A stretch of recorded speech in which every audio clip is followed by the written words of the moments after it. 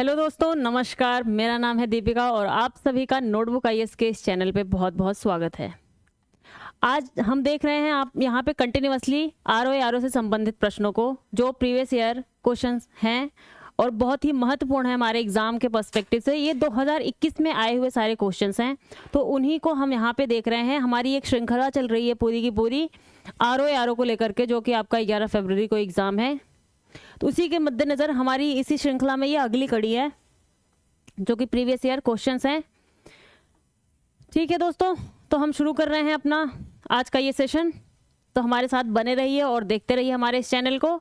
हम आपको बहुत ही इंपॉर्टेंट चीज़ों को यहाँ पे प्रोवाइड करने वाले हैं। ठीक है, पहला क्वेश्चन क्या है हमारा क्वेश्चन क्या है कि ये शेरशाह से संबंधित है। शेरशाह सूरी के संदर्भ में निम्नलिखित में से कौन से कथन सही हैं? ठीक, प्रश्न है आपका, शेरशाह सूरी के संबंध में निम्नलिखित में से कौन सा से कथन सही हैं? ठीक, पहला, वह एक शानदार प्रशासनिक व्यवस्था के निर्माता थे। दूसरा, हालांकि एक शासक के रूप में उनके गुण युद्ध के मैदान पर उनकी जीत से अधिक उल्लेखनीय नहीं थे। ठीक, ऑप्शन है वह एक शानदार प्रशासनिक व्यवस्था के निर्माता थे। दूसरा, हालांकि एक शासक के रूप में उनके गुण युद्ध के मैदान पर उनकी जीत से अधिक उल्लेखनीय नहीं थे। नीचे दिए गए कूट में आपको सही कूट का चयन करना है। ठीक है, ऑप्शन आपके हैं केवल 1, बी केवल 2, सी 1 और 2 दोनों, डी ना तो 1 और ना ही 2। ठीक, आपको इसको सोच करके थोड़ा सा उत्तर अपने मन में बनाना है, इसलिए हमने अगली स्लाइड पे आपके आंसर्स को अगली स्लाइड पे रख दिया है, जिससे आपको थोड़ा सा समय मिल जाए उस चीज़ के बारे में अपनी ब्रेनस्टॉर्मिंग करने के लिए। ठीक, उत्तर क्या है हमारा? उत्तर है ए क्या कहता है? शेरशाह सूरी के संदर्भ में केवल कथन एक सही है। वह एक शानदार प्रशासनिक व्यवस्था के निर्माता थे। शेरशाह का शासन अत्यधिक केंद्रीकृत था। ठीक, संपूर्ण साम्राज्य को 47 सरकारों, जिलों, उस टाइम पे जिलों को क्या कहते थे? 47 सरकार कहते थे। ठीक, 47 सरकारों में बांट दिया गया था। ठीक है, शेरशाह सूरी एक शासक के रूप में उनके गुण युद्ध के मैदान पर उनकी जीत से अधिक उल्लेखनीय थे। शेरशाह सूरी के बचपन का नाम फर था। उसे भारत में द्वितीय अफगान संस्थापक माना जाता है। ठीक, उनके बचपन का नाम क्या था? फर था और उन्हें भारत में द्वितीय अफगान संस्थापक माना जाता है। दूसरा ऑप्शन आपका क्या था? दूसरा ऑप्शन ये कह रहा था कि वे हालांकि एक शासक के रूप में उनके गुण युद्ध के मैदान पर उनकी जीत से अधिक उल्लेखनीय नहीं थे, या नहीं थे बोल रहा है, ऐसा नहीं है, उनके बहुत ही उल्लेखनीय गुण थे। तो इसलिए ऑप्शन आपका सिर्फ इसमें ए सही होगा। चलिए अगले प्रश्न की तरफ हम बढ़ते हैं। हमारा अगला प्रश्न क्या? भारतीय राष्ट्रीय आंदोलन से संबंधित प्रश्न है हमारा। ये भी 2021 में आया हुआ प्रश्न है। तो ये सारे प्रश्न हम यहाँ पे जो डिस्कस कर रहे हैं, ये बहुत एग्जाम के पर्सपेक्टिव से इंपॉर्टेंट है, तो इनको आप ध्यान से देखते रहिए। प्रश्न क्या है? 1926 में गठित नौजवान सभा का प्रारंभिक सदस्य कौन नहीं था? प्रश्न है, 1926 में गठित नौजवान सभा का प्रारंभिक सदस्य कौन नहीं था? प्रारंभिक सदस्यों की बात की जा रही है। ठीक है, ए अंबिका चक्रवर्ती, बी यशपाल, सी भगत सिंह, डी छबील दास। ठीक, ये है आपके ऑप्शंस, देख लीजिए ध्यान से। चलते हैं हम अगले इसके जो है उत्तर की तरफ। क्या कहता है इसका आंसर? आंसर क्या है? ए अंबिका चक्रवर्ती। नौजवान सभा की स्थापना भगत सिंह ने मार्च 1926 में की। स्थापना किसने की थी? हमारे भगत सिंह जी ने। ठीक, भगत सिंह जी ने स्थापना की थी इसकी, 1926 में की थी। ठीक, यह हिंदुस्तान रिपब्लिकन एसोसिएशन का सार्वजनिक चेहरा था। सार्वजनिक चेहरा मतलब अंदरूनी रूप से ये हिंदुस्तान रिपब्लिकन एसोसिएशन चल रही थी, लेकिन उसको सार्वजनिक रूप में क्या सब जानते थे? नौजवान सभा। क्योंकि ये जो हिंदुस्तान रिपब्लिकन एसोसिएशन था, ये जो है अंग्रेजों के खिलाफ अंदरूनी तौर पर जो है कार्यरत था, जिसको वो बाहर सार्वजनिक रूप में इस तरीके से प्रस्तुत नहीं कर सकते थे। तो इसका जो है सार्वजनिक नाम क्या था? नौजवान सभा। ठीक, संगठन का अखिल भारतीय युवा संघ में विलय हो गया। इस नौजवान सभा का अखिल भारतीय युवा संघ में बाद में क्या हो गया? विलय हो गया। ये चीजें ध्यान रखनी है आपको। एक वामपंथी भारतीय संघ, जिसने अखिल भारतीय युवा संघ क्या था? ये एक वामपंथी भारतीय संघ था। वामपंथी, एक होता है दक्षिणपंथी, एक होता है वामपंथी। ठीक है, लेफ्टिस्ट एंड राइटिस्ट जिसको बोलते हैं। ठीक।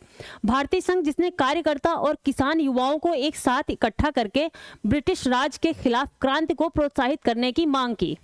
ये इस जो है संघ ने ये कार्य किए। इसके प्रसिद्ध नेता थे भगत सिंह जी, छब्बुलदास, राजगुरु, यशपाल, चंद्रशेखर आजाद आदि। अंबिका चक्रवर्ती चटगांव शस्त्रागार मामले की प्रसिद्ध क्रांतिकारी और कम्युनिस्ट नेता थीं। ठीक है, अंबिका यहाँ की नहीं थी, नौजवान सभा की नहीं थी, ये कहाँ की थी? चटगांव शस्त्रागार मामले की प्रसिद्ध क्रांतिकारी थी। आपको बताना है जो चटगांव शस्त्रागार था, यहाँ के हेड कौन थे जिन्होंने ये जो है शुरू किया था यहाँ पे। ठीक, आगे बढ़ते हैं हम अपने अगले प्रश्न की तरफ। अगला प्रश्न हमारा क्या कहता है कि 1817 में डेविड हेयर द्वारा प्रसिद्ध हिंदू कॉलेज की सॉरी यहाँ पे मिसप्रिंट है, ये है सा होगा। ठीक है, प्रसिद्ध हिंदू कॉलेज की स्थापना की गई थी। अब कहाँ पे की गई थी? ऑप्शन है आपका ए आगरा में, बी है कलकत्ता, सी है पटना, डी है वाराणसी। वाराणसी। ठीक, आगरा, कलकत्ता, पटना, वाराणसी। ध्यान से देखिए और इसका उत्तर देने का प्रयास कीजिए, तब तक हम आपको उत्तर दिखाते हैं। इसका आंसर क्या है? आंसर है आपका बी। ठीक, 1817 ईस्वी में राजा राम मोहन राय ने डेविड हेयर और अलेक्जेंडर डफ के साथ मिलकर कलकत्ता में हिंदू कॉलेज की स्थापना की। किसके साथ में मिलकर? अलेक्जेंडर डफ के साथ में मिलकर। ठीक, सॉरी, अलेक्जेंडर डफ के साथ में मिलकर इन्होंने जो है स्थापना की। डेविड हेयर 1775 से 1842, ये यहाँ पे कब से कब? 1775 से 1842। डेविड हेयर एक स्कॉटलैंड वासी थे। ये कहाँ के थे? स्कॉटलैंड थे। अंग्रेज नहीं थे, ये स्कॉटलैंड के थे। 1800 ईस्वी में कलकत्ता में आकर बस गए। वे हिंदू स्कूल एवं हेयर स्कूल जैसे बहुत ही महत्वपूर्ण एवं प्रतिष्ठित स्कूलों की स्थापना में उन्होंने योगदान दिया था। ठीक है, तो ये राजा राम मोहन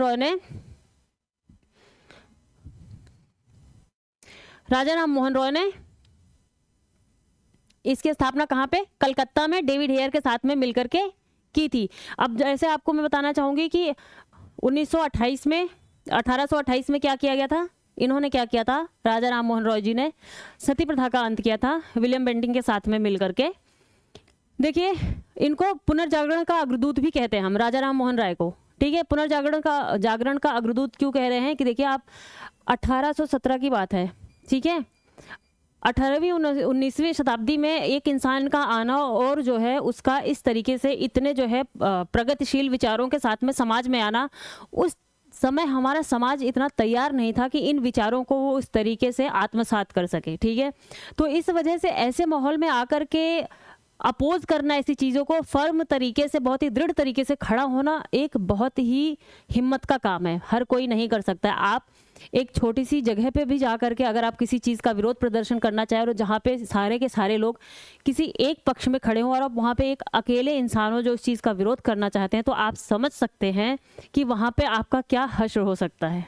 ठीक है, तो इसको देख करके आप इनकी हिम्मत का अंदाज़ा लगा सकते हैं कि उस टाइम पे भी इंडिया में रह करके इन्होंने ऐसी चीज़ों का विरोध किया और उस पर कानून बनवाने का भरपूर प्रयास किया इन्होंने। ठीक है, तो आगे चलते हैं इसी बात पे हम। अगला प्रश्न देखते हैं। अगला प्रश्न हमारा क्या कहता है? तीनों गोलमेज सम्मेलनों में भाग लेने वाले भारतीय निम्नलिखित नेताओं में कौन थे? तीनों गोलमेज सम्मेलन में, जिन्होंने तीनों गोलमेज सम्मेलन में भाग लिया हो, उनमें निम्नलिखित नेताओं में कौन थे? A Mahatma Gandhi, B BS Munje, D BR Ambedkar, CY Chintamani. इन चारों में से आपको बताना है कि कौन ऐसे थे जिन्होंने तीनों ही गोलमेज सम्मेलन में भाग लिया था। ठीक, तो हम अपने उत्तर की तरफ बढ़ते हैं। उत्तर है सी, डॉक्टर BR अम्बेडकर ने। तीनों गोलमेज सम्मेलनों में भाग लेने वाले भारतीय BR अम्बेडकर तथा तेज बहादुर सप्रू थे। ये दो लोग ऐसे थे, इसको याद करना। इनके साथ में कौन थे? तेज बहादुर सप्रू जी भी थे। ठीक, महात्मा गांधी ने दूसरे गोलमेज सम्मेलन में भाग लिया था। महात्मा गांधी जी ने कौन से वाले सम्मेलन में भाग लिया था? दूसरे गोलमेज सम्मेलन में। वो कब हुआ था? 1931 वाले में। ठीक, प्रथम गोलमेज सम्मेलन 1930 में हुआ था, 1930 में। दूसरा हुआ 31 में और तीसरा हुआ था 1932 में, ठीक है। तो दूसरे में महात्मा गांधी जी ने सम्मेलन में भाग नहीं लिया था। बी आर अम्बेडकर जी, जिनको जो है दलितों का नायक कहा जाता है, उन्होंने जो है तीनों ही सम्मेलनों में भाग लिया और वहाँ पे वो इस बात को लेकर के डटे रहे कि हम जो दलित लोग हैं उनको अपना एक स्थान मिलना चाहिए, ठीक है। इस चीज़ को लेकर के वो लगातार संघर्षरत रहे। आप जानते हैं कि जिस इंसान ने खुद पे जो चीज़ झेली होती है ना, उसी को पता चल पाता है कि उस चीज़ का दंश क्या होता है। हमें यहाँ पे बैठ करके हम उस चीज़ को समझ नहीं पाते हैं, हम उसका मजाक उड़ा सकते हैं किसी चीज़ का, लेकिन एक्चुअली में जो चीज़ें जो कोई करता है, जो किसी ने झेला होता है, वही उस चीज़ को सही तरीके से एक्सप्लेन कर सकता है। ठीक, आगे बढ़ते हैं, हम देखते हैं। आप सभी भी तैयारी कर रहे होंगे, किसी की लाइफ में कुछ प्रॉब्लम्स चल रही होंगी, किसी की लाइफ में कुछ प्रॉब्लम्स चल रही होंगी और आप मेहनत भी कर रहे होंगे, लेकिन उन्हीं में से कुछ लोग निकालेंगे और कुछ लोग नहीं निकाल पाएंगे। तो ये नहीं है कि जो नहीं निकाल पाए या जो उस चीज़ को क्रैक नहीं कर पाए, तो हम ऐसा नहीं कह सकते कि उन्होंने मेहनत नहीं करी थी। सबकी अपनी परिस्थितियाँ होती हैं, सबके अपने हालात होते हैं, वो इंसान वही समझ सकता है जो उन परिस्थितियों से गुजरता है। ठीक, तो इसलिए हम किसी का मजाक नहीं बना सकते, ना ही हमें बनाना चाहिए, क्योंकि हर कोई अपने अपने तरीके से अलग है। ठीक, चलिए अगले प्रश्न की तरफ हम बढ़ते हैं। हमारा अगला प्रश्न क्या कहता है, निम्नलिखित में से कौन स्वाधीनता पूर्व भारत का राष्ट्रवादी कवि नहीं था? स्वाधीनता पूर्व निम्नलिखित में से कौन सा भारत का राष्ट्रवादी कवि नहीं था? आपके ऑप्शन हैं ए रंगलाल, बी नवीन चंद्र, सी हेमचंद्र, डी शिव कुमार बटालवी। ठीक, आप ध्यान दीजिए इन ऑप्शंस पे और उत्तर देने का प्रयास कीजिए। हमारा उत्तर क्या है? हमारा उत्तर है डी शिव कुमार बटालवी। स्वाधीनता पूर्व भारत का राष्ट्रवादी कवि नहीं थे ये, ठीक है। स्वाधीनता, जब हमें स्वाधीनता मिली थी उसके पहले कौन कौन से कवि थे, कौन नहीं थे, उनमें आपको नाम बताना था। तो ये स्वाधीनता पूर्व के कवि नहीं थे। शिव कुमार बटालवी पंजाबी भाषा, ये कहाँ के थे?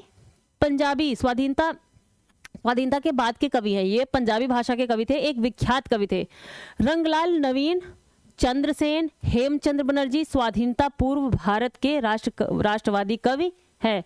कौन कौन थे? रंगलाल, नवीन चंद्र सेन, हेमचंद्र बनर्जी, ये सारे के सारे जो राष्ट्रवादी कवि थे स्वाधीनता के पूर्व के। ठीक है, हम अपने अगले प्रश्न की तरफ बढ़ते हैं। हमारा अगला प्रश्न क्या कहता है कि 1809 में राजा राम मोहन राय ने अपनी प्रसिद्ध पुस्तक गिफ्ट टू मोनोथीस्ट निम्नलिखित में से किस भाषा में लिखा था? ठीक, राजा राम मोहन रॉय ने अपनी प्रसिद्ध पुस्तक गिफ्ट टू मोनोथीस्ट निम्नलिखित में से किस भाषा में लिखा था? ये 1809 की बात हो रही है, ठीक है। आपके ऑप्शन हैं ए अंग्रेजी में, बी उर्दू में, सी फारसी में, डी बंगाली में। ठीक, तो आपको इसका उत्तर देने का प्रयास करना है। हम उत्तर की तरफ बढ़ रहे हैं। हमारा उत्तर क्या है? सी फारसी में। हमें ये लग सकता है कि उन्होंने इंग्लिश में दिया होगा, उन्होंने हिंदी में दिया होगा, उन्होंने बांग्ला में दिया होगा, उन्होंने संस्कृत में दिया होगा, लेकिन उन्होंने दिया किस में था? फारसी में। जो राजा राम मोहन राय थे वो कई ही भाषाओं के बहुत बड़े ज्ञाता थे, ठीक है। सी 1809 में राजा राम मोहन राय ने अपनी प्रसिद्ध पुस्तक गिफ्ट टू मोनोथीस्ट को फारसी भाषा में लिखा था। राजा राम मोहन राय को भारतीय पुनर्जागरण, जो कि मैंने आपको बताया, भारतीय पुनर्जागरण का अग्रदूत व आधुनिक भारत का जनक माना जाता है। आधुनिक भारत का जनक किसको कहते हैं हम? राजा राम मोहन राय को, ठीक है। बंगदूत इनका एक ऐसा पत्र था, इन्होंने एक ऐसा पत्र, समाचार पत्र या मैगजीन निकाली थी। बंगदूत इनका एक ऐसा पत्र था जिसे बांग्ला, हिंदी, फारसी भाषा में छापा जाता था। बंगदूत इनका ऐसा पत्र था जिसको 3 भाषाओं में छापा जाता था, बांग्ला में, हिंदी में और फारसी में, ठीक है। तो इसी बात के साथ हम अगले प्रश्न की तरफ बढ़ रहे हैं। हमारा अगला प्रश्न क्या कहता है, निम्नलिखित में से कौन 1929 में अखिल भारतीय ट्रेड यूनियन कांग्रेस के अध्यक्ष थे? ठीक, निम्नलिखित में से 1929 में अखिल भारतीय ट्रेड यूनियन कांग्रेस के अध्यक्ष थे।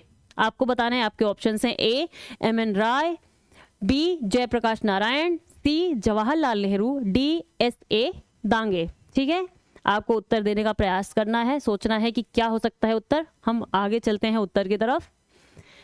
ये रहा हमारा उत्तर। उत्तर है आपका सी भारत में trade union Congress Akhil Bharatiya trade Congress की स्थापना N.A. जोशी द्वारा 31 अक्टूबर 1920 को बंबई में की गई। कहाँ पे की गई थी? बंबई में इसकी स्थापना हुई थी और हुई थी 1920 में, ठीक, 31 अक्टूबर 1929 में अखिल भारतीय ट्रेड यूनियन कांग्रेस के अध्यक्ष जवाहरलाल नेहरू थे, ठीक।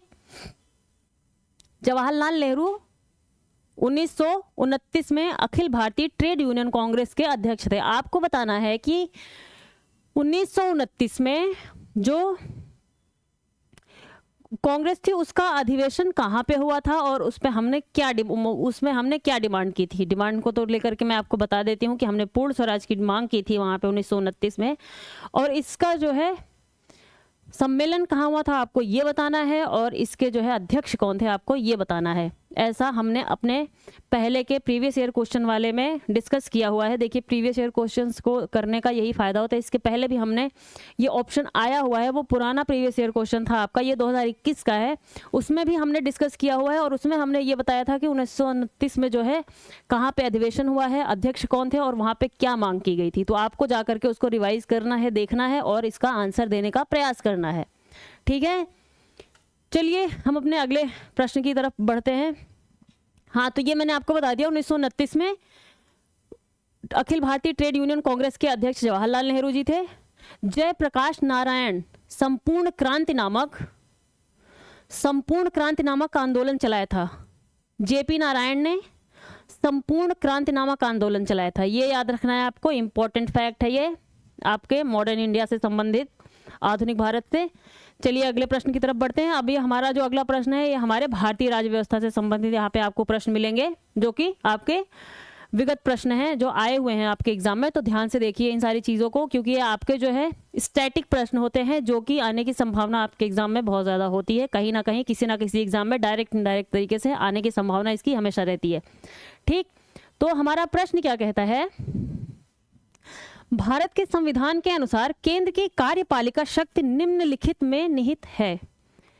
प्रश्न है, भारत के संविधान के अनुसार केंद्र की कार्यपालिका शक्ति निम्नलिखित में निहित है। आपको ऑप्शन है, ऑप्शन ए 1 राष्ट्रपति, दूसरा प्रधानमंत्री। आपको कूट दिया गया है जिसमें से आपको सही कूट का उत्तर चुनना है, तो आप उत्तर देने का प्रयास कीजिएगा। नीचे दिए गए कूट से सही उत्तर का चयन कीजिए। ए है केवल 1, बी है केवल 2, सी है दोनों 1 और 2, डी है ना तो 1 और ना ही 2। आपका प्रश्न था कि केंद्र की कार्यपालिका शक्ति निम्नलिखित में निहित है, ठीक। चलिए आगे हम इसके आंसर की तरफ बढ़ते हैं। ये आपका पॉलिटी का क्वेश्चन है और बहुत ही इंपॉर्टेंट क्वेश्चन है। इसका आंसर क्या है देखते हैं। इसका उत्तर है ए, राष्ट्रपति में। अनुच्छेद 53(1) के अनुसार संघ की कार्यपालिका शक्ति राष्ट्रपति में निहित होगी, ठीक है।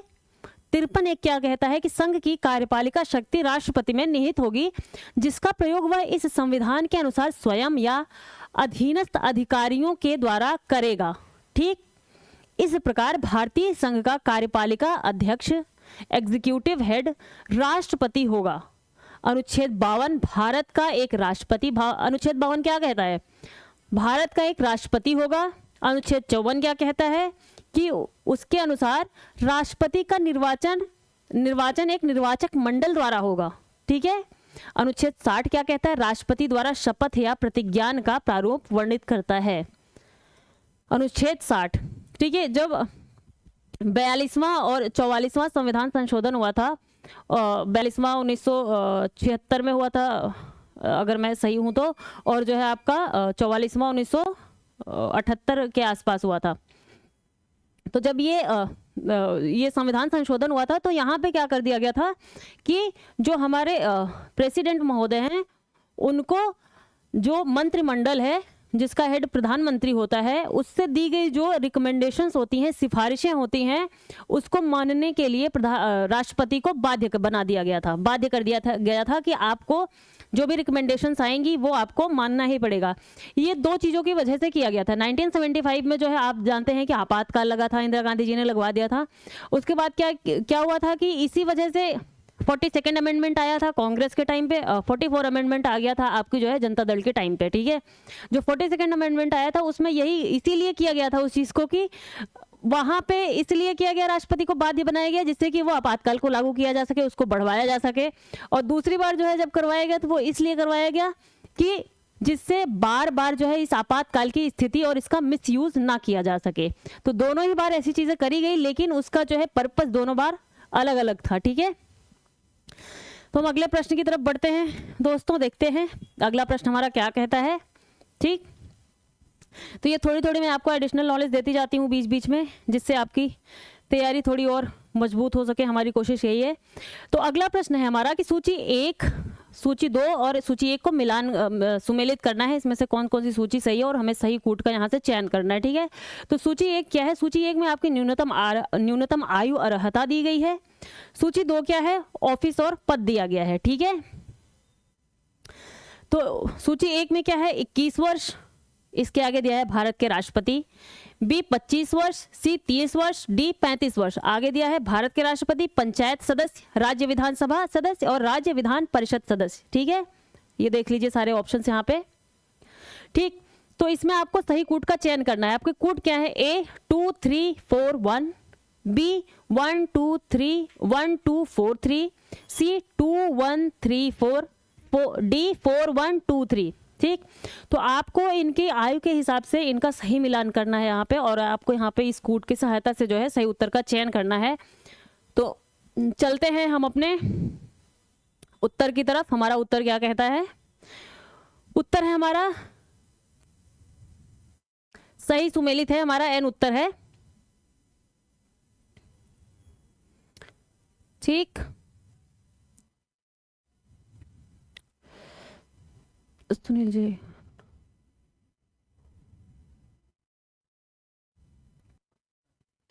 तो चलिए इसका हम आंसर देख लेते हैं। आंसर क्या है हमारा?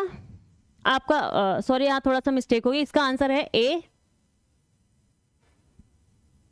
इसको थोड़ा सा मुझे, ए है इसका आंसर, ए, ठीक है। तो इसका आंसर है ए।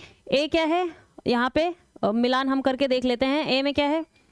21 वर्ष। मैं आपको ऐसे करवा देती हूँ जिससे आपको याद भी हो जाएगा। ए में क्या था? 35 वर्ष। देखिए भारत का राष्ट्रपति, ठीक, भारत का राष्ट्रपति, इसमें से सबसे ज्यादा एज किसकी जो है ली गई है? भारत के राष्ट्रपति। जाहिर सी बात है, आप इसको ऐसे याद करके रख सकते हैं कि भारत का राष्ट्रपति है, पूरे देश का हेड है वो, और पहला नागरिक है इंडिया का। तो जाहिर सी बात है थोड़ा सा वो बड़ा होना चाहिए। एकदम बच्चे को बना देंगे तो उसकी चीजें समझ में नहीं आएंगी। तो इसलिए यहाँ पे सबसे ज्यादा एज किसकी दी गई है? 35 वर्ष भारत के राष्ट्रपति की। 21 वर्ष किसकी हो सकती है? आप खुद सोच करके देखिए। जो पंचायत सदस्य होते हैं, जो हमारी पंचायत होती है, जो हमारी सेल्फ हेल्प गवर्नमेंट्स होती हैं, जो स्थानीय लेवल पे काम करती हैं, उनमें 21 वर्ष दी गई है, क्योंकि ये माना जाता है कि 21 वर्ष का इंसान जो है उसके लिए अर्ह होता है, वहाँ पे इलेक्शन लड़ सकता है और वहाँ पे जो है वोट कर सकता है, ठीक है, और वहाँ पे चीज़ों को समझ सकता है एक गांव के लेवल पर। 25 वर्ष किस चीज़ की हो सकती है? 25 वर्ष है हमारी राज्य विधानसभा सदस्यों की। जो राज्य के विधानसभा होती है वहाँ पे 25 वर्ष होती है। 30 वर्ष किसकी हो सकती है?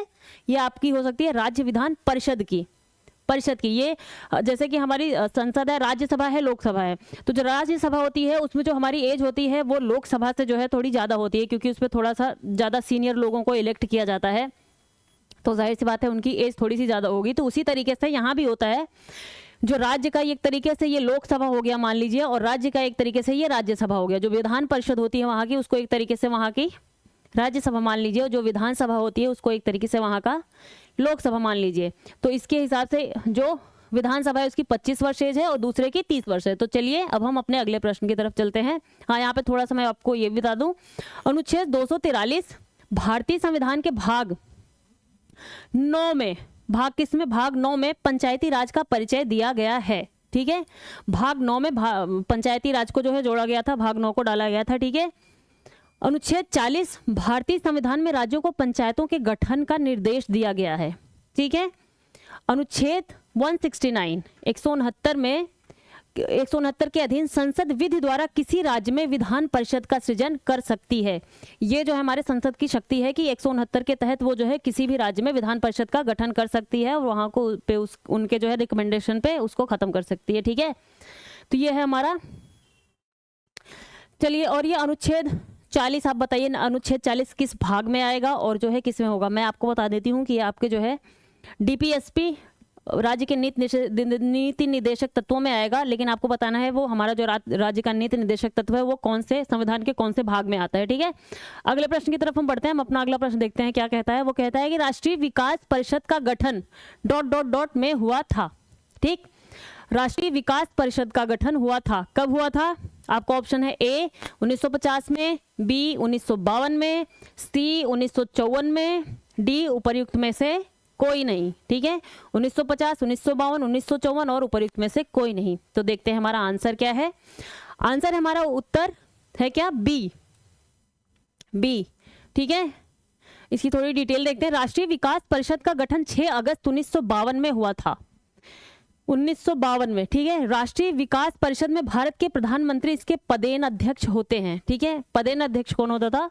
हमारे भारत के प्रधानमंत्री। राष्ट्रीय विकास परिषद में सदस्य भारतीय प्रधानमंत्री, सभी केंद्रीय कैबिनेट मंत्री, सभी राज्यों के मुख्यमंत्री या उनके विकल्प, राज्य के मुख्यमंत्री आए या फिर वहां से किसी और को भेज सकते हैं वो विकल्प, केंद्र शासित प्रदेशों के प्रतिनिधि और नीति आयोग के सदस्य शामिल होते हैं। ठीक है, ये इसके सारे सदस्य होते हैं। आप इसको एक बारी देख लीजिए और इसको रिवाइज करिए। आगे बढ़ते हैं हम अपने अगले प्रश्न की तरफ दोस्तों।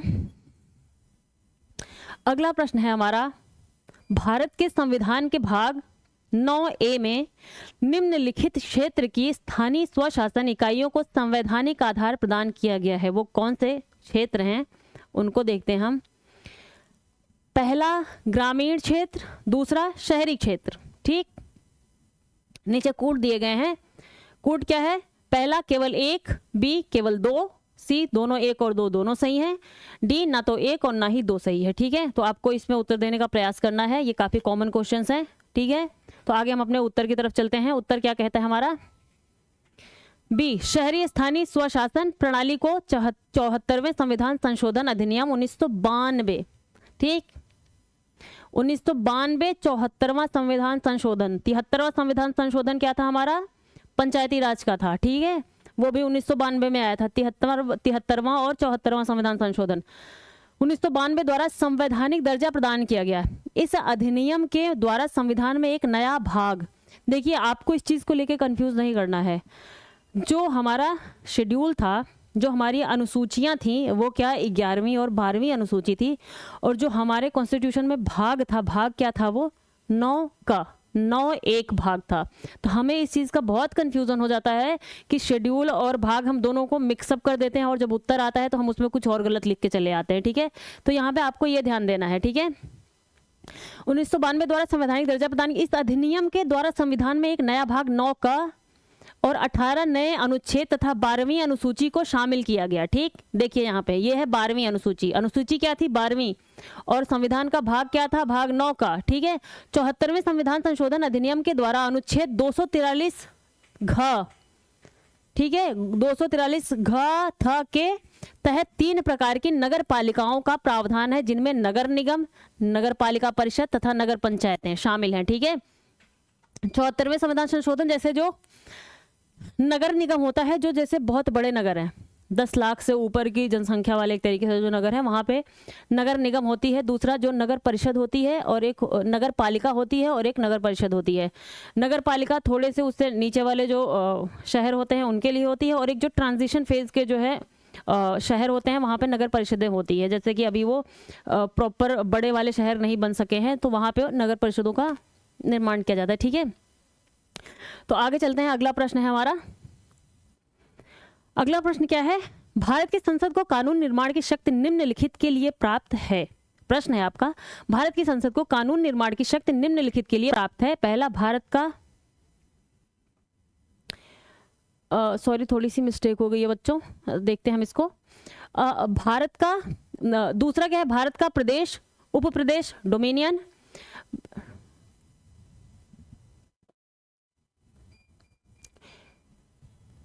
कानून निर्माण की शक्ति भारत का, विश्व में कहीं भी रहने वाले भारतीय नागरिक एवं उनकी संपत्ति। सुनील जी 1 मिनट रुकिएगा, 1 मिनट बच्चों, हम दिखा रहे हैं आपको थोड़ा।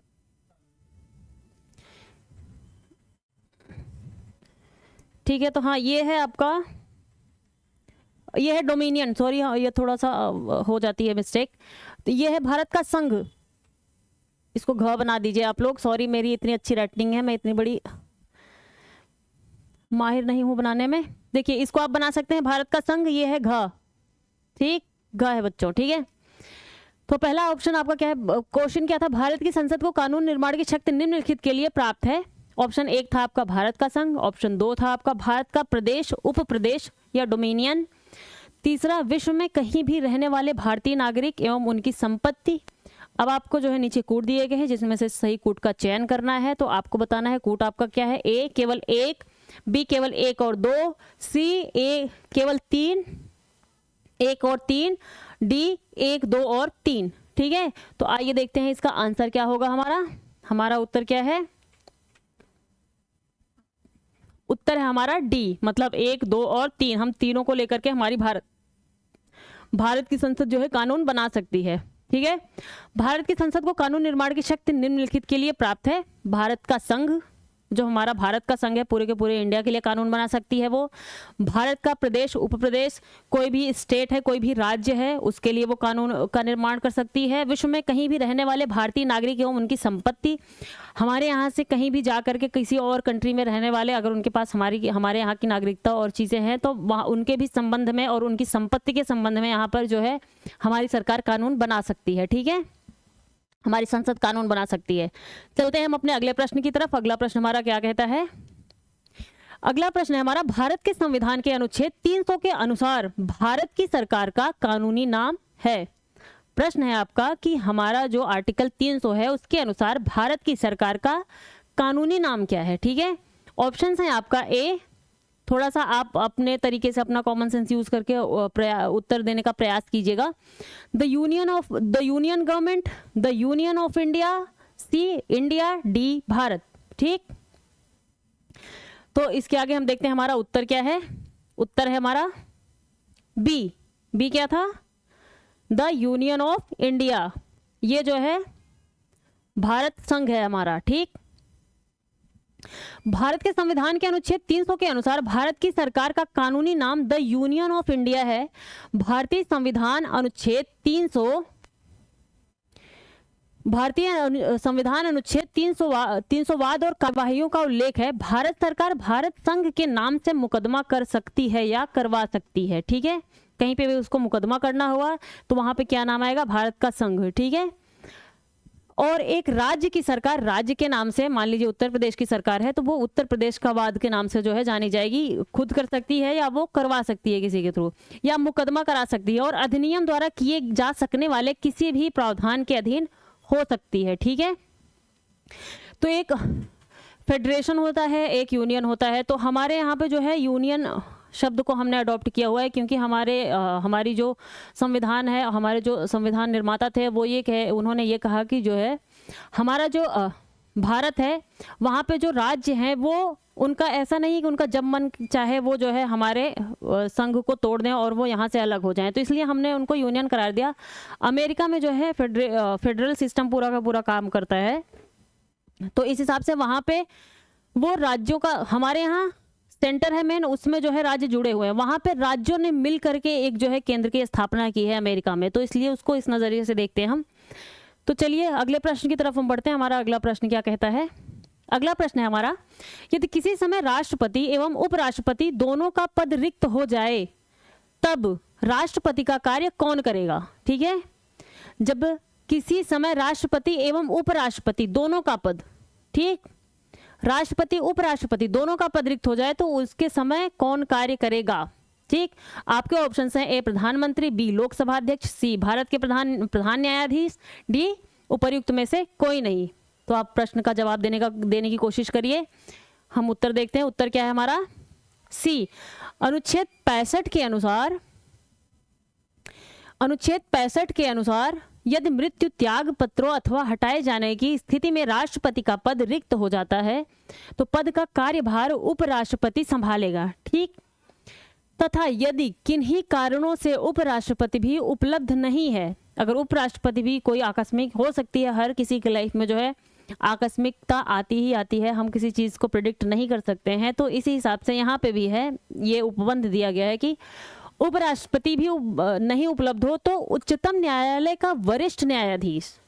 थर्ड नंबर पे कौन आ रहा है? पहले नंबर पे हमारे राष्ट्रपति जी हो गए, वो नहीं है तो कौन देखेगा? सेकंड नंबर पे हमारे उपराष्ट्रपति जी हो गए, अगर वो भी नहीं है तो थर्ड नंबर पे हमारे जो है सुप्रीम कोर्ट के जो चीफ जस्टिस हैं वो होंगे, ठीक है, वरिष्ठतम न्यायाधीश जो उस समय उपलब्ध हैं। राष्ट्रपति के कृत्यों को संपादित करेगा, ये किसमें दिया गया है? राष्ट्रपति उत्तराधिकार अधिनियम 1969 में, ठीक है। ये चीज़ें बाद में जोड़ी गई थी क्योंकि बाद में कुछ पॉलिटिक्स और सारी चीज़ों कुछ चीज़ों को लेकर के और भी चीज़ों को लेकर के इन चीज़ों को ऐड किया जाता रहा है टाइम टू टाइम, ठीक है। तो हम चलते हैं अपने अगले प्रश्न की तरफ। अगला प्रश्न हमारा क्या कहता है? अगला प्रश्न है हमारा, निम्नलिखित में से कौन सा अनुच्छेद भारत के राष्ट्रपति द्वारा वित्त आयोग की नियुक्ति से संबंधित है? निम्नलिखित में से कौन सा अनुच्छेद भारत के वित्त आयोग से संबंधित है? आपके ऑप्शंस हैं ए 200, बी 250, सी 280, उपर्युक्त में से कोई नहीं। आंसर देने का प्रयास कीजिएगा। हमारा उत्तर क्या है? उत्तर है हमारा सी। अनुच्छेद 280 के अनुसार भारत में राष्ट्रपति द्वारा वित्त आयोग का गठन किया जाएगा, ठीक। वित्त आयोग इस आर्टिकल में तो दिया ही गया है, लेकिन वित्त आयोग का गठन कौन करेगा? गठन करेंगे हमारे राष्ट्रपति। आप इस चीज में कंफ्यूज हो सकते हैं कि प्रधानमंत्री, राष्ट्रपति या कोई और ऑप्शन दे सकता है, तो वित्त आयोग का गठन राष्ट्रपति द्वारा किया जाएगा। अनुच्छेद 200 क्या कहता है? 200 के अनुसार राज्यपाल विधेयक की अनुमति या राष्ट्रपति के विचारार्थ आरक्षित कर सकता है। जो हमारे राज्यपाल गवर्नर जी होते हैं किसी भी स्टेट के, उनके पास ये शक्ति होती है कि वहाँ की विधानसभा ने अगर कोई भी विधेयक पास किया हुआ है तो वो उसको राष्ट्रपति के विचारार्थ अपने पास रोक सकते हैं कि बाद में वो राष्ट्रपति को दिखाएंगे, फिर राष्ट्रपति उस पर हस्ताक्षर करेगा। यहाँ पे मैं आपको एक एडिशनल नॉलेज बताना चाहूँगी कि जब विधेयक राज्यपाल के पास में जाता है तो राज्यपाल अगर उसको जो है खुद अपने पास से ही वापस विधानसभा को लौटा देते हैं और फिर विधानसभा उसको संशोधित करके या बिना संशोधन के उसको वापस जो है राज्यपाल के पास लौटाती है, तो ये राज्यपाल के लिए जो है बाध्यकारी हो जाता है कि वो उस पर जो है साइन करे। लेकिन अगर उन्होंने आर्टिकल 200 के तहत विधेयक को अपने पास सुरक्षित किया है राष्ट्रपति के विचारार्थ, तो जब वो विधेयक राष्ट्रपति के पास जाएगा तो पूरे तरीके से उस विधेयक पे साइन करने ना करने का अधिकार राष्ट्रपति का होगा, ठीक है। और राष्ट्रपति ये कर सकता है कि अगर एक बारी विधेयक को उसने फिर से वापस किया और राज्य विधानसभा ने उसको फिर से पास करके फिर से राष्ट्रपति के पास भेजा, तो राष्ट्रपति के पास ये अधिकार है कि वो उसको साइन करे या साइन ना करे, तो ये राष्ट्रपति के लिए बाध्यकारी नहीं होता है, ठीक है। चलते हैं हम अपने अगले प्रश्न की तरफ। अगला प्रश्न हमारा क्या कहता है? अगला प्रश्न है हमारा, भारत के संविधान की निम्नलिखित अनुसूची में 3 विधा सूचियों का प्रावधान है। 3 विधा सूची मतलब कि संघ सूची, राज्य सूची और समवर्ती सूची, ठीक है। तो ये 3 सूचियां हैं हमारे संविधान में। ये कौन से जो है अनुसूची में, शेड्यूल में दिया गया है, ठीक है। ए 6ठे में, बी 7वें में, सी 8वें में या डी उपर्युक्त में से कोई नहीं। तो उत्तर देने की कोशिश कीजिए। चलते हैं हम उत्तर की तरफ। उत्तर क्या कहता है हमारा? उत्तर है हमारा बी 7वीं अनुसूची। इसमें संघ, देखिए मैं आपको एक तरीका भी साथ में बताती हूँ इसको याद करने का, एक छोटा सा वो जो मैं कभी कभी यूज कर लेती हूँ अपने लिए। तो 7वीं और संघ, सा से संघ, सा से 7वीं, इसको आप थोड़ा सा जोड़ के रखे रहेंगे तो आपको कभी भी हल्का सा भी कंफ्यूजन होगा तो तुरंत का तुरंत याद आ जाएगी ये चीज़, ठीक है। तो इससे आपको ये अनुसूची याद हो जाएगी, ठीक। इसमें संघ और राज्यों के मध्य शक्तियों के विभाजन के बारे में दिया गया है, ठीक है। इसके अंतर्गत निम्नलिखित 3 सूचियां हैं। पहली संघ सूची, दूसरी राज्य सूची, तीसरी समवर्ती सूची, ठीक है। और 6ठे अनुसूची में हमारे क्या दिया गया है? इसके तहत असम, मेघालय, त्रिपुरा और मिजोरम के जनजाति क्षेत्र के प्रशासन के बारे में उपबंध दिए गए हैं। 6ठी अनुसूची में हमारे जो जनजाति क्षेत्र है, जो ट्राइबल एरियाज हैं, उनके बारे में दिया गया है। असम, मेघालय, त्रिपुरा, मिजोरम, ये 4 है। असम, मेघालय, त्रिपुरा, मिजोरम। आप इसको ऐसे याद कर सकते हैं, AM, TM, AMTM, ऐसा कुछ, ऐसा अपना खुद का फॉर्मूला बनाते रहा करिए बीच बीच में, जिससे आपको चीज़ें लॉन्ग टर्म में याद रहेंगी। AMTM, असम, मेघालय, त्रिपुरा, मिजोरम, ये 4 की 4 के जनजाति क्षेत्रों के बारे में, ट्राइबल एरियाज के बारे में इसमें दिया गया है आपकी 6ठी अनुसूची में। 8वीं अनुसूची आपकी क्या कहती है? भाषाओं का उल्लेख किया गया है। जो हमारे 8वीं अनुसूची में 22 भाषाओं को दिया गया है, 22 भाषाओं को। ओरिजिनल जो हमारा संविधान था उसमें कितनी थी? 14 भाषाएं थी, ठीक है, 14 भाषाएं थी। और इसमें अब जो है 22 भाषाओं को, अब आज के टाइम पे 22 भाषाएं, जिसमें आप नेपाली को भी हम अपनी एक भाषा के रूप में मानते हैं, क्योंकि ऐसा कंफ्यूजन हो सकता है नेपाल से संबंधित है तो वो हमारे संविधान में क्यों होगा, लेकिन नेपाली भाषा भी इसमें आती है। नेपाली, मैथिली, डोंगरी, हिंदी, ये सारी की सारी इसमें जो है 22 भाषाओं में आती हैं, ठीक है। चलिए अब हम आगे बढ़ते हैं। हाँ, इसी के साथ आपको एक करंट अफेयर्स की न्यूज़ बताना चाहूँगी मैं कि बंगाल में अभी जो ममता बनर्जी जी हैं, वहाँ की मुख्यमंत्री, उन्होंने बोला है कि जो हमारी बंगाली भाषा है उसको एक क्लासिकल लैंग्वेज के रूप में मान्यता मिलनी चाहिए। तो आपका काम ये है कि आपको पता लगाना है क्लासिकल लैंग्वेज क्या होती है। ये मैं आपको बता देती हूँ। हमारे इंडिया में क्लासिकल लैंग्वेजेस कितनी है? 6 है। आपको पता लगाना है कि 6 की 6 कौन सी हैं और उनको निर्धारित करने के हमारे जो है क्या क्या पैमाने हैं, ठीक है। ये आपके काम आ सकती है बहुत ज़्यादा, इसको ध्यान रखिएगा। आपका यूपी पीसीएस का भी एग्जाम आने वाला है, तो ये चीज़ को याद करके चलिएगा, ठीक है। आगे प्रश्न की तरफ हम बढ़ते हैं। अगला प्रश्न हमारा क्या कहता है? अगला प्रश्न है हमारा, संविधान के निम्नलिखित अनुच्छेद के अंतर्गत संसद के 44 दोनों सदनों के संयुक्त अधिवेशन का प्रावधान है, ठीक है। दोनों सदनों, कौन से जो है अनुच्छेद के अंतर्गत दोनों सदनों के संयुक्त अधिवेशन का प्रावधान दिया गया है, ठीक है। आपके ऑप्शन हैं ए 100, बी 108, सी 110, डी उपर्युक्त में से कोई नहीं। आपको बताना है कि किस अनुच्छेद में जो है दोनों सदनों के संयुक्त अधिवेशन का प्रावधान दिया गया है। तो आपके ये ऑप्शन है, आपको उत्तर देने का प्रयास करना है। हम अपने उत्तर की तरफ चलते हैं। हमारा उत्तर क्या कहता है? उत्तर है बी 108। 108 के अंतर्गत राष्ट्रपति संसद के दोनों सदनों के संयुक्त अधिवेशन को बुला सकता है, ठीक। कौन बुला सकता है? राष्ट्रपति संसद के दोनों सदनों के संयुक्त अधिवेशन को बुला सकता है। ये याद रखिएगा, ये पॉइंट आपके लिए इंपॉर्टेंट है। राष्ट्रपति बुलाता कौन है? राष्ट्रपति, ना कि प्रधानमंत्री, ना कि जो है स्पीकर, ठीक है।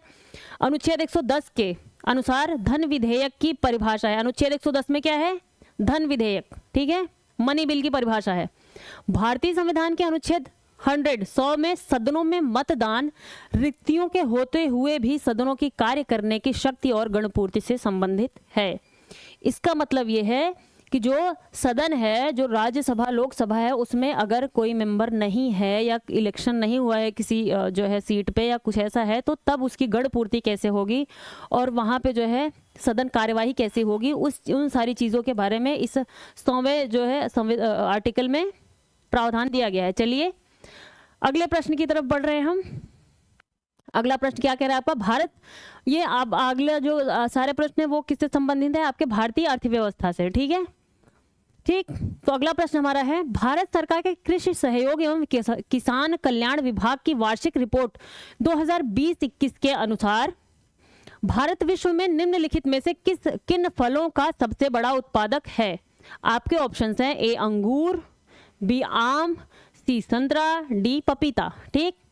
नीचे दी गई कूट में से आपको सही उत्तर का चयन करना है और बताना है कि सही उत्तर क्या है। ए है ऑप्शन आपका 1 और 2, बी है आपका 1 और 3, सी है आपका 2 और 3, डी है आपका 2 और 4। तो आप इसका आंसर देने का प्रयास करिए। हम अपने उत्तर की तरफ चलते हैं। उत्तर क्या कहता है हमारा? उत्तर है हमारा डी। भारत सरकार के कृषि सहयोग एवं किसान कल्याण विभाग की वार्षिक रिपोर्ट 2020-21 के अनुसार भारत विश्व में आम और पपीता, आप इसको ऐसे देखिए कि हर जगह हमारे यहाँ आम के पेड़ होते हैं, आपको पपीते के पेड़ भी हर किसी के घर में मिल जाएंगे, ठीक है। तो इस वजह से हम इन दोनों फलों का सबसे ज़्यादा हमने उत्पादन किया था। आम और पपीते के फलों का सबसे बड़ा उत्पादक रहा है, ठीक है। रिपोर्ट किसकी थी? भारत सरकार के कृषि सहयोग एवं किसान कल्याण विभाग। कौन निकालता है रिपोर्ट? कृषि सहयोग एवं किसान कल्याण विभाग निकालता है। इसकी वार्षिक रिपोर्ट में ये चीज़ें हमें पता चली थी, ठीक। अगले प्रश्न की तरफ बढ़ते हैं हम। अगला प्रश्न है हमारा, भारतीय लघु उद्योग विकास बैंक, जिसको हम सिड भी कहते हैं, एक सेकंड, हाँ, भारतीय लघु उद्योग विकास बैंक सिडबी का मुख्यालय निम्नलिखित में से किस स्थान पर स्थित है? ठीक, ऑप्शन आपके हैं, ए कानपुर, बी है लखनऊ, सी है गाजियाबाद, डी है उपर्युक्त में से कोई नहीं। ठीक, आप उत्तर देने का प्रयास करिए, हम उत्तर की तरफ चलते हैं। उत्तर क्या कहता है हमारा? उत्तर है हमारा बी, भारतीय लघु उद्योग विकास बैंक सिडबी भारत की स्वतंत्र एवं एक वित्तीय संस्था है जो सूक्ष्म लघु एवं मध्यम उद्योगों MSMEs, सूक्ष्म लघु एवं मध्यम उद्योगों की वृद्धि एवं विकास के लक्ष्य से स्थापित किया गया है। ठीक है, सिडबी की स्थापना 2 अप्रैल 1990 को हुई। इसका मुख्यालय कहाँ है? आपके उत्तर प्रदेश में है, लखनऊ में, और समग्र देश में इसके कार्यालय हैं। ठीक, इसका फुल फॉर्म क्या है? Small industries development bank of India. Small industries, हमने इसको किस लिए लेकर के आए हैं? MSMEs के लिए, MSMEs, मीडियम स्मॉल एंटरप्राइजेस जो होती हैं उनके लिए लेकर के आए हैं। सूक्ष्म, माइक्रो स्मॉल मीडियम एंटरप्राइजेस, सूक्ष्म लघु एवं मध्यम उद्योगों के लिए। चलिए इसके इस फैक्ट को थोड़ा याद रखिएगा, हम आगे बढ़ते हैं। इनके ना थोड़े थोड़े फॉर्मूलाज आप बना के किसी चीज़ से जोड़ करके याद रखने की कोशिश करेंगे तो ये चीज़ें याद रहेंगी आपको। जैसे कि यहाँ पे आप सिडबी का देख रहे हैं, यहाँ पे सूक्ष्म लघु एवं मध्यम उद्योग के लिए है। सूक्ष्म लघु मध्यम उद्योग कहाँ पे? जहाँ पे पॉपुलेशन मान लीजिए सबसे ज़्यादा है, यूपी में। इंडिया की बहुत ज़्यादा बड़ी पॉपुलेशन रहती है यूपी के अंदर, तो वहाँ पे सूक्ष्म लघु और मध्यम उद्योग भी ढेर के ढेर सारे खुलेंगे। तो कहाँ पे उसका जो है मुख्यालय कहाँ हो सकता है? वो हो सकता है उत्तर प्रदेश में, और उत्तर प्रदेश की राजधानी क्या है आपको मालूम है? लखनऊ, और वो कहाँ पे है? लखनऊ में। ठीक है, चलिए अगले प्रश्न की तरफ हम बढ़ते हैं। अगला प्रश्न हमारा क्या कहता है? सुगमता सूचकांक के संदर्भ में निम्नलिखित कथनों में कौन सा से कथन सही है? ठीक, आपको सही कथन बताना है। सुगमता सूचकांक यह सार्वजनिक क्षेत्र के बैंकों के प्रदर्शन को आंकलित करने का एक तरीका है। ठीक, या भारत में MSME हेतु व्यापार सुगमता को आंकलित करता है। नीचे दिए गए कूट में से आपको सही कूट का चयन करना है। कूट क्या है? ए केवल 1, बी केवल 2, सी दोनों 1 और 2, डी ना तो 1 और ना ही 2। तो आपको उत्तर देने का प्रयास करना है। हम चलते हैं अपने उत्तर की तरफ। उत्तर क्या है हमारा? प्रश्न ध्यान से देख लीजिए। उत्तर है सुगमता सूचकांक सार्वजनिक क्षेत्र के बैंकों के प्रदर्शन को आंकलित करने का एक तरीका है। और उत्तर क्या था आपका? Option A. ठीक, ऑप्शन ए, यह सार्वजनिक क्षेत्र के बैंकों के प्रदर्शन को आंकलित करने का एक तरीका है। ठीक, विश्व बैंक ने कारोबार में सुगमता सूचकांक मतलब वो ईज ऑफ डूइंग बिजनेस जिसको हम बोलते हैं, वो चीज है। विश्व बैंक ने निकालता कौन है इसको? वर्ल्ड बैंक ने कारोबार में सुगमता पर अपनी रिपोर्ट जारी की है। ठीक है, सुगमता सूचकांक कौन निकालता है? वर्ल्ड बैंक निकालता है, इसको याद रखना है। ठीक है, ease of doing business. Bharat में विश्व बैंक के कारोबारी सुगमता सूचकांक में 14 पायदानों की ऊंची छलांग लगाई है। ठीक, 190 देशों के आकलन में वर्ष 2019 में 77वें पायदान पर था भारत, जबकि अब भारत किस पायदान पे है? 63वें। आपको पता लगाना है कि एकदम से लेटेस्ट जो है ईज ऑफ डूइंग बिजनेस की जो रिपोर्ट आई है उसमें भारत की जो है स्थिति क्या है। ठीक, चलिए अगले प्रश्न की तरफ हम बढ़ते हैं। ये वर्ल्ड बैंक निकालता है, ये आपको याद रखना है। ठीक है, चलिए अगला प्रश्न क्या कहता है? वाणिज्य के संदर्भ में निम्नलिखित कथनों में कौन सा से सही है? प्रश्न है वाणिज्य के संदर्भ में निम्नलिखित में से कौन सा कथन आपका सही है? कथन क्या है आपका? पहला, यह व्यवसाय क्षेत्र है जो विनिमय की सुविधा के लिए सभी बाधाओं को दूर करने में सहायता करता है। यह उपभोक्ताओं तक उत्पादों को वितरित करने के कारकों से संबंधित है। ठीक, ये आपका कथन क्या था? वाणिज्य के संदर्भ में निम्नलिखित कथनों में कौन सा से सही है? पहला था यह व्यवसाय का क्षेत्र है जो विनिमय की सुविधा के लिए सभी बाधाओं को दूर करने में सहायता करता है। आपको ये कॉमन सेंस का क्वेश्चन है, ध्यान से रीड करना है इसको, इसलिए मैं दोबारा रीड कर रही हूँ। ठीक है, दूसरा, यह उपभोक्ताओं तक उत्पादों को वितरित करने के कारकों से संबंधित है।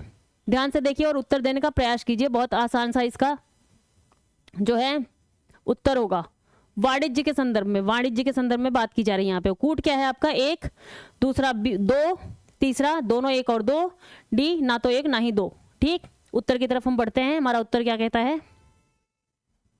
सी, वाणिज्य के संदर्भ में दोनों कथन सही है। ठीक है, पहला यह व्यवसाय का क्षेत्र है, व्यापार वाणिज्य हम कहते हैं ना, तो ये क्या है, व्यवसाय का क्षेत्र है।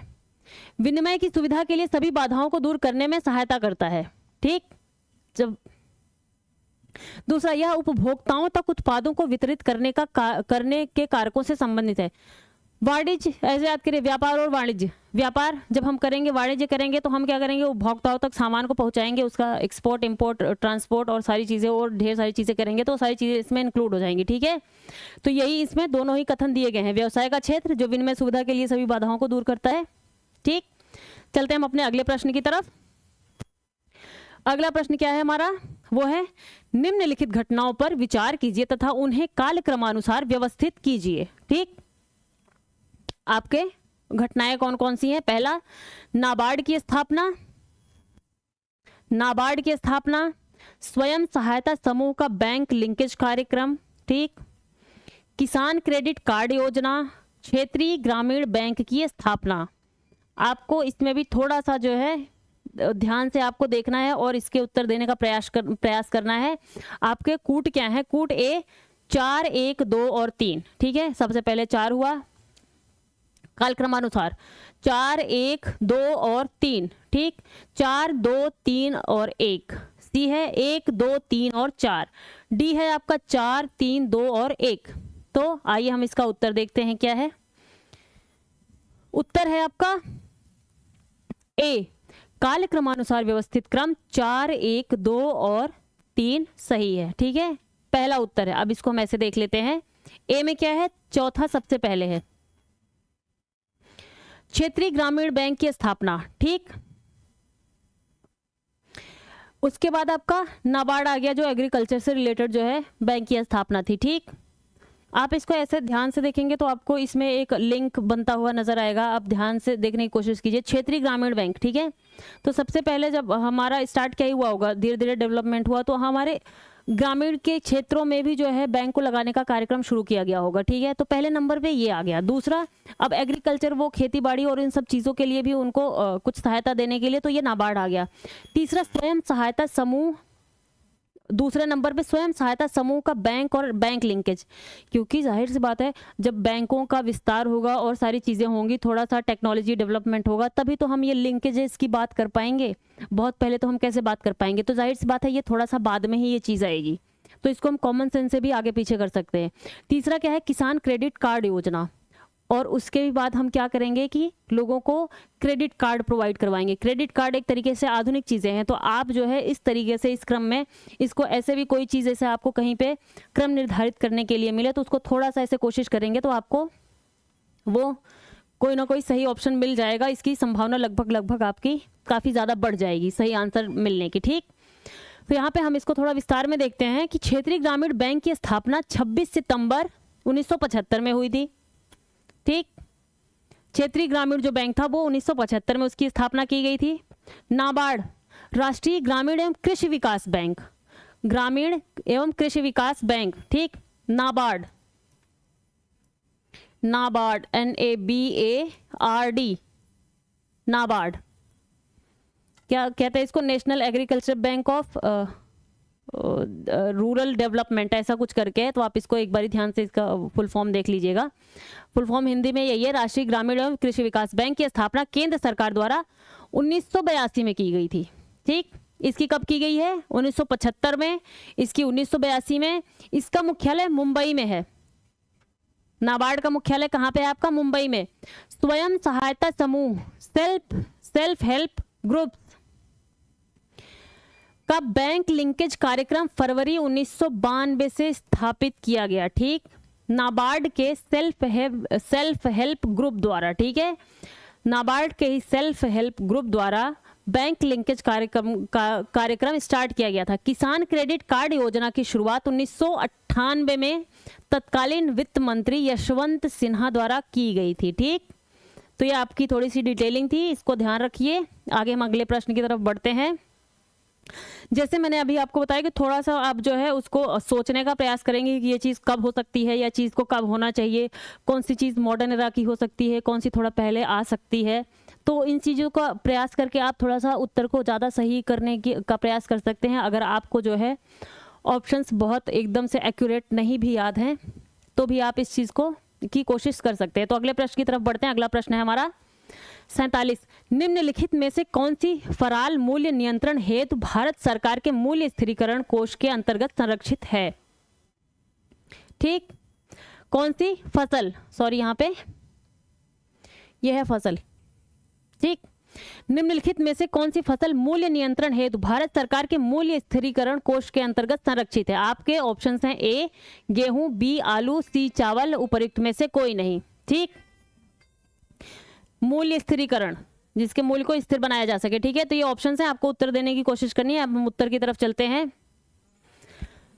उत्तर क्या है आपका? बी, मूल्य स्थिरीकरण कोष भारत सरकार द्वारा प्याज और आलू जैसी वस्तुओं की, देखिए सबसे ज्यादा वर्सेटाइल, मतलब इन्फ्लेशन, कभी आप सुनते होंगे कभी प्याज का दाम 20 रुपए के जी हो गया, कभी अचानक से 100 रुपए के जी हो गया, कभी वो कहीं पे आपको किसी रेट में मिल रही है, कहीं पे किसी रेट में मिल रही है, तो उनकी जो है मूल्य में अस्थिरता कम हो तो उसको जो है उन्होंने इस कोष में शामिल किया। वो चीज़ें क्या थी? प्याज और आलू को। ठीक है, जिससे और इनके जो है इन्फ्लेशन से इनके जो है मूल्यों में वृद्धि या कमी ज़्यादा होने से जो है मार्केट की और भी चीज़ों पे काफ़ी ज़्यादा इम्पैक्ट पड़ता है। तो इसलिए थोड़ी सी ऐसी चीज़ें हैं जिनको फिर सरकार ने कंसिडरेशन में लिया था। ठीक है, मूल्य स्थिरीकरण निधि योजना ब्याज मुक्त ऋणों को आगे बढ़ाने के लिए प्रदान की जाती है। मूल्य स्थिरीकरण निधि योजना ब्याज मुक्त ऋणों को आगे बढ़ाने के लिए प्रदान की जाती है। ठीक, ये देख लीजिएगा। अगले प्रश्न की तरफ हम बढ़ते हैं। हमारा अगला प्रश्न क्या कहता है? अगला प्रश्न है हमारा, सार्वजनिक क्षेत्र के बैंकों एवं वित्तीय संस्थानों हेतु केंद्रीय बजट 2020-21 में विनिवेश का लक्ष्य क्या था? ठीक, प्रश्न है आपका, सार्वजनिक क्षेत्र के बैंकों एवं वित्तीय संस्थानों हेतु केंद्रीय बजट 2020-21 में विनिवेश का लक्ष्य क्या था? ऑप्शन है आपके ए 80,000 करोड़, बी 90,000 करोड़, सी 1 लाख करोड़, डी उपर्युक्त में से कोई नहीं। आपको उत्तर देने का प्रयास करना है। अगला हम इसके उत्तर की तरफ बढ़ते हैं। उत्तर क्या है हमारा? सी, सार्वजनिक क्षेत्र के बैंकों एवं वित्तीय संस्थानों हेतु केंद्रीय बजट 2020-21 में विनिवेश का लक्ष्य 1 लाख करोड़ रुपए का रखा गया था। केंद्रीय बजट 2020-21 का मुख्य विषय सबका साथ सबका विकास से लेकर अमृतकाल बजट पेश हुआ। ठीक, सबका साथ सबका विकास से लेकर अमृतकाल बजट पेश हुआ। देखिए, हमारी आज़ादी को 75 वर्ष पूरे हो गए हैं, तो अगले जो है जो 25 वर्ष और हैं, जिसमें हम जिसको जब 100 वर्ष होगा हमारा, तो इस 25 वर्ष को हमने अमृतकाल के नाम से जो है घोषित कर रखा है। इसमें हम क्या सोच रहे हैं, जिससे कि अगले 25 वर्षों में हम अपने देश को जो है एक विकसित देश के रूप में स्थापित कर सके, ये हमारा लक्ष्य है। तो इसी के चलते हमने अमृतकाल इसको घोषित किया हुआ है। आप लोगों को जो पिछला हमारा बजट आया हुआ था उसको, उसकी मोटी मोटी चीज़ों को, उसके कुछ जो है फैक्चुअल चीज़ों को एक बारी देख करके ही जाना है एग्जाम में थोड़ा सा, क्योंकि अभी 2024 में इलेक्शन होने वाले हैं। तो संभावना ये है कि अब की बारी सरकार हमारी जो है अंतरिम बजट पेश करने वाली है, जो हमारे इस इलेक्शन के टाइम पे लागू रहेंगे। उसके बाद फाइनल बजट पेश होगा। अंतरिम बजट क्या होता है? अंतरिम बजट वही होता है जब सरकार में कुछ इलेक्शन या ऐसी चीज़ें चल रही होती हैं तो उनको ये रोक दिया जाता है कि आप ऐसा बजट प्रॉपर पेश मत कीजिए, क्योंकि उससे ये संभावना होती है कि सरकार कुछ लोक लुभावन कार्यक्रमों को प्रोत्साहित कर सकती है और उससे जो है चुनाव को प्रभावित कर सकती है। तो इसलिए एक छोटा सा उस टाइम पीरियड के लिए अंतरिम बजट पेश किया जाता है और बाद में फिर जो है फाइनल बजट, जब सरकार जो है चुनाव चुनकर आ जाती है फाइनल, तो हम फाइनल बजट को पेश करते हैं। ठीक है, तो चलते हैं हम अपने अगले प्रश्न की तरफ। अगला प्रश्न हमारा क्या कहता है? प्रश्न है हमारा, एस्पिरेशनल डिस्ट्रिक्ट, एस्पिरेशनल है ये, सॉरी, एस्पिरेशनल डिस्ट्रिक्ट प्रोग्राम है एडीपी, नीति आयोग ने ... में शुरू किया। ठीक है, aspirational district programme NITI Aayog ने शुरू किया कब किया था ये? जनवरी 2010 में, बी है 2017 में, सी है जनवरी 2018 में, डी है उपर्युक्त में से कोई नहीं। एस्पिरेशनल डिस्ट्रिक्ट प्रोग्राम है ये, नीति आयोग ने इसको कब शुरू किया था? तो आपके ऑप्शंस ये हैं और आपका आंसर रहा ये सी। एस्पिरेशनल डिस्ट्रिक्ट प्रोग्राम स्वास्थ्य और पोषण जैसे क्षेत्रों में भारत के 112 सबसे विकासात्मक रूप में चुनौतीपूर्ण जिलों पर केंद्रित है, ठीक है, स्वास्थ्य और पोषण के क्षेत्र के लिए, ठीक है। और 112 जिलों को शामिल किया गया है हमारे एस्पिरेशनल डिस्ट्रिक्ट प्रोग्राम में। शिक्षा, कृषि और जल संसाधन, बुनियादी ढांचे और वित्तीय समावेशन और कौशल विकास, ये सारी चीज़ें जो है हमारे एस्पिरेशनल डिस्ट्रिक्ट में शामिल है कि वहाँ पे शिक्षा का जो है शिक्षा को बढ़ाया जाए, कृषि का विकास किया जाए, जल संसाधन की चीज़ों को किया जाए, और वहाँ पे जो बुनियादी ढांचा है, जो इंफ्रास्ट्रक्चर है, उसको बढ़ाया जाए, रोड, सड़कें, ट्रांसपोर्ट, ये सारी चीज़ों को अच्छे से विकसित किया जाए। और वहाँ पे वित्तीय समावेशन का मतलब क्या होता है? इंक्लूजन, इसको हम कहते हैं फाइनेंशियल इंक्लूजन। फाइनेंशियल इंक्लूजन का क्या मतलब होता है कि जब हम जो मार्जिन पे खड़े लोग हैं, जो एकदम से लाइन में एकदम पीछे मान लीजिए खड़े लोग हैं, जिन तक चीज़ों की पहुंच नहीं है, जो निचले तबके के लोग हैं, उन तक जो है वित्तीय सुविधाओं को पहुंचाना, उनको जो है मुख्य धारा में जोड़ना, वित्तीय तरीके से मुख्य धारा में जोड़ना कि उनका बैंक अकाउंट खोल दिया हमने, उनको जो है जो सरकार की तरफ से जो आर्थिक लाभ मिल रहे हैं उनको पहुँचा दिया हमने। तो इसी चीज़ को हम क्या कहते हैं? वित्तीय समावेशन, कि समाज के हर तबके को जो है आर्थिक रूप से मेन स्ट्रीम में शामिल करना, ठीक। तो इसी के साथ मैं आपसे विदा लेना चाहूँगी और चाहूँगी कि आप हमारे चैनल को देखते रहिए। आपको पसंद आए तो लाइक, शेयर और सब्सक्राइब भी कीजिए। और इसी के साथ हम नई नई खबरों के साथ आपके साथ बने रहेंगे। आप हमारे चैनल को देखते रहिए, खाते पीते मस्त रहिए। तब तक के लिए आप सभी का बहुत बहुत धन्यवाद।